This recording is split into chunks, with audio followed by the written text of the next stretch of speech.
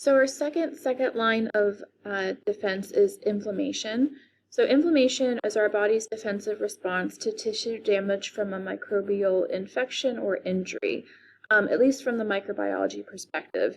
Certainly inflammation can happen outside of infection. If you've ever sprained your ankle, you know that tissue damage causes inflammation. But for the context of this course, we're going to focus on tissue damage as a result of infection and the impact that that has on our immune system as it induces inflammation. So when we experience tissue damage as a result of microbial infection, such as bacteria getting into an infected wound, typically we have kind of standardized signs and symptoms. So the standard signs and symptoms that are characterized by inflammation are heat, redness, swelling, pain, and potentially loss of function. So for example, if you get a cut in your finger and your finger becomes swollen to the point where you can no longer bend it, that's where we would have that potential loss of function. Certainly inflammation can range from minor to very severe. So in a case where you have a cut in your finger that gets inflamed to the point where you can no longer move your finger, I mean, that's relatively mild in comparison to an infection in the lungs where you experience an inflammatory process where fluid fills in the lungs to the point that you can no longer breathe. I mean, that is obviously a critical situation induced by inflammation. But while inflammation can be problematic in some areas like the respiratory system and the nervous system, it generally has beneficial factors, so that we do have kind of some standard functions of acute or short-term inflammation. Our body induces inflammation to attract immune cells to the site of injury. So when you have an infection, your body typically releases chemicals that serve to attract immune cells like white blood cells to the site of infection, where they can get rid of the potential or the causative agent.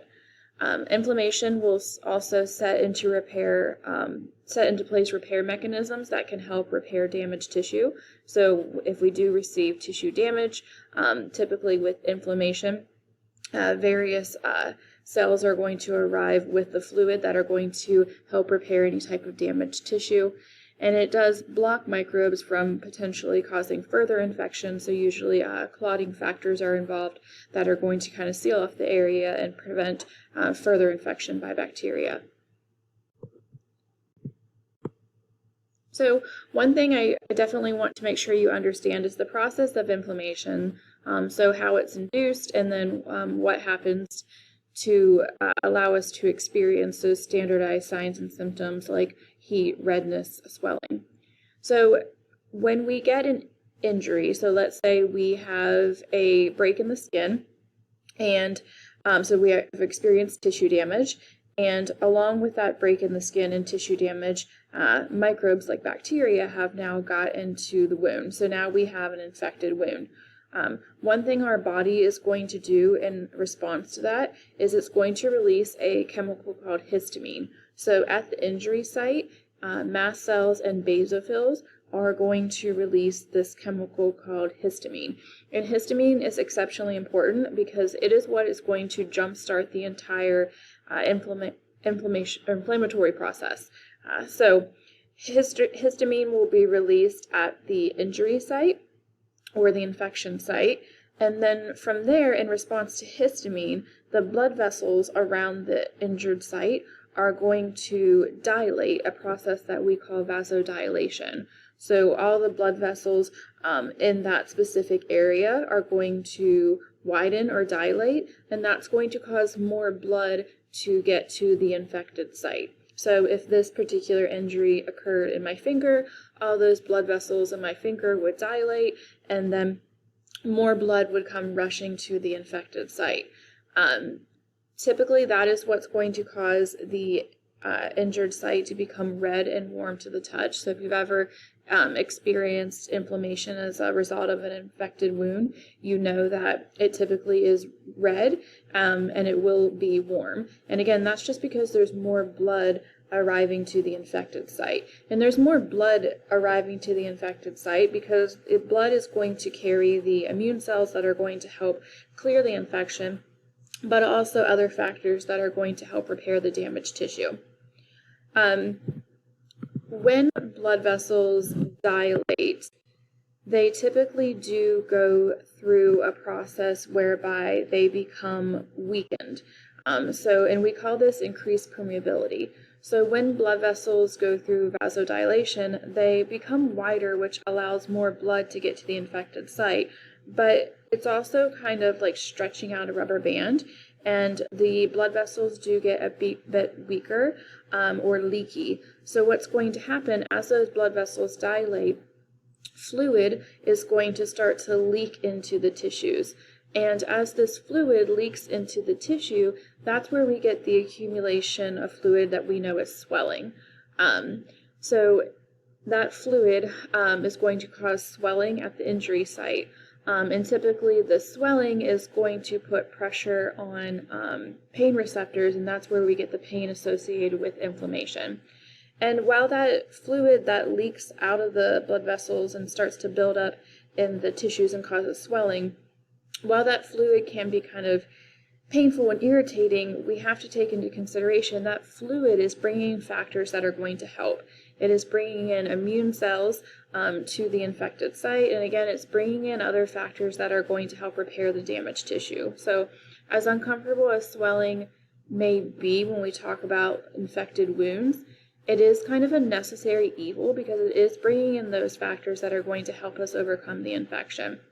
And that process whereby more immune cells kind of arrive at the infected site, that's referred to as leukocytosis. So it's an increased number of leukocytes, type of white blood cell that arrives at the infected site. But again, that fluid is going to help clear our body of the infection and also repair that damaged tissue. So it is definitely a process that you want to understand. Just keep in mind, when we have a wound that becomes infected, our mast cells and basophils at the injury site are going to release the chemical histamine. That is going to cause the blood vessels to dilate, a process that we call vasodilation. That is going to allow more blood to arrive at the infected site, where the site is going to now be red and warm to the touch. And then as the blood vessels vasodilate, they will also become leaky or more permeable, which is going to cause fluid to leak out of the blood vessel and build up in the tissue at the infected site. And that buildup of fluid is where we see swelling. And again, that fluid is going to have immune cells, a process called leukocytosis, and other factors that are going to help get rid of the infection, destroy the infection, and also repair damaged tissue. Now, what we just kind of talked about was acute infection, which is generally more short-term. So it will last a few days to a few weeks, but then full recovery.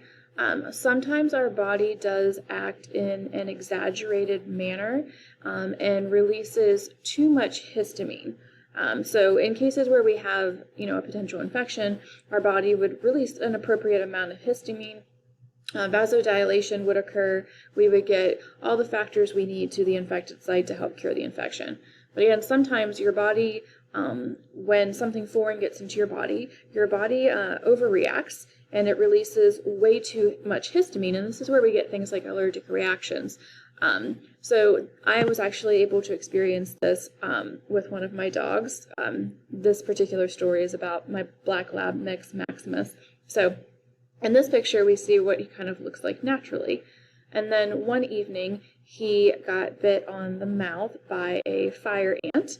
So unfortunately, the toxin from the fire ant, he was highly allergic to. So when that toxin got into the wound, his mast cells and basophils around the wound site released way too much histamine, an exaggerated amount of histamine.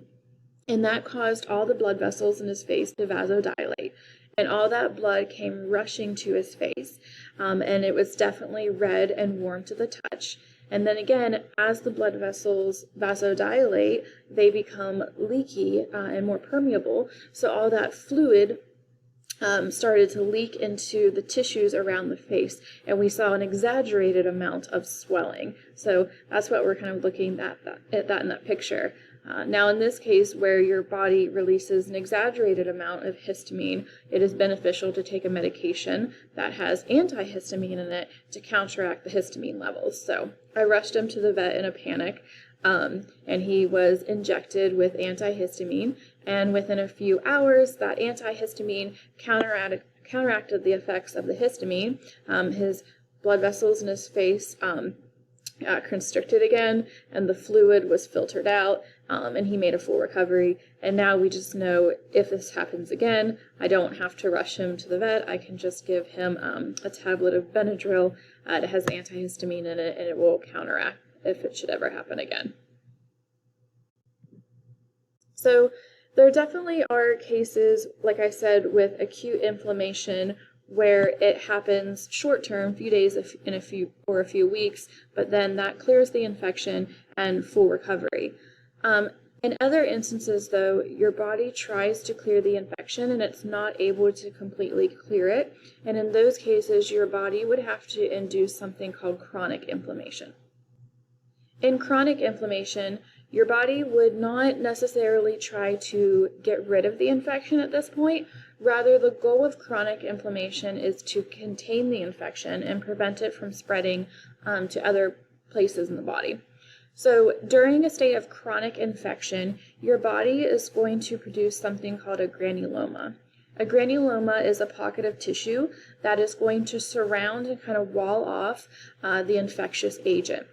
This is very common for something like tuberculosis. When you get infected with Mycobacterium tuberculosis, the bacteria get into the lungs, and your body tries to induce an immune response to get rid of the infection. But unfortunately, Mycobacterium tuberculosis are able to outsmart our immune system. One of our primary immune responses in the lungs is to use alveolar macrophages to destroy bacteria. And unfortunately, those macrophages are not able to kill Mycobacterium tuberculosis. So Mycobacterium tuberculosis is actually able to survive inside of a macrophage. So our body kind of gets to this point where it's like, okay, I tried to clear the infection and that didn't work. So now I need to at least contain the infection so that it doesn't spread throughout the rest of the body. So what it produces is a granuloma. So that's what we're actually seeing here in this chest x-ray from a TB patient. So this is basically a pocket of tissue that has surrounded and walled off Mycobacterium tuberculosis. So Mycobacterium tuberculosis is still in the center here, but it is being contained. So if you've ever heard of someone having tuberculosis, a lot of people that have TB have a form of TB called primary TB, where they're not actively sick and they're not actively contagious because the infection is dormant. And the reason why it's dormant is because the bacteria are being contained in this granuloma. So it is, again, not a way to necessarily get rid of an infection, but it is our body's way of containing infection.